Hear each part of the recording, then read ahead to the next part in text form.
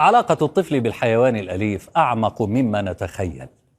تنشأ بينهما رابطة عاطفية يصعب علينا فهمها، لذا تخشى أن تجلب لطفلك حيوانا أليفا مثل العصفور، يربيه، يطعمه، يعتني به، يرتبط به، ثم يموت، ينكسر قلب طفلك. أو تأكله قطة جائعة من الشارع. أي يوجد أسهل من هذا الحدث؟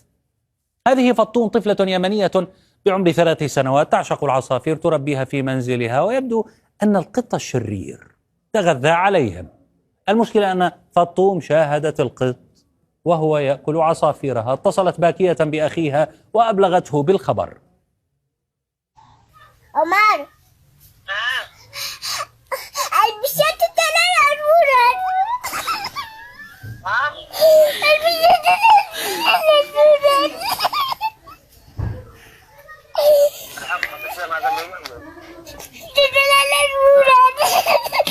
خلص يا عمار. نعم، البساك على العصفورة حق فطوم. البساك على العصفورة حق فطوم جالس تبكي. فطوم طلبت أيضا من عمر الانتقام من البسة، من القطة، لكن استمعوا إلى طريقة الانتقام. يا جاوبه هادر قليلا قليلا يا عمر أتلا بالمجدد وردمبا بالتمامة ودحلات وردمبا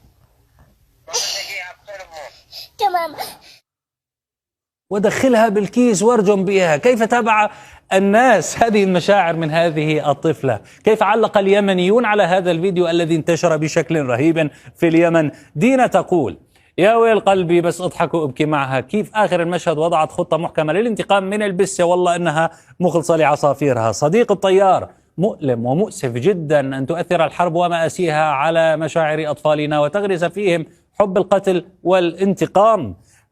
حميد همام: تضامننا الكامل مع 3 أجزاء. العصفورات، البسة، الطفولة المفقودة التي تغيرت حتى بتفكيرها بسبب ويلات الحرب وثقافة القتل والقهر والتشريد. سونيا تقول: سونيا، من أول وهلة لانتشار الفيديو وحتى اللحظة وأنا في لذة لمشاهدته وإعادته مرة تلو الأخرى، قشعريرة وقليل من الدمع مع ابتسامة حب لصدق فطوم وتلعثمها الممزوج بالبراءة والقسوة باتخاذ القرار. فيديو فطوم انتشر على المنصات اليمنية بشكل كبير. هذا دفع أحد الشباب اليمنيين لإهدائها عصافير جديدة ليطيب خاطرها. فطوم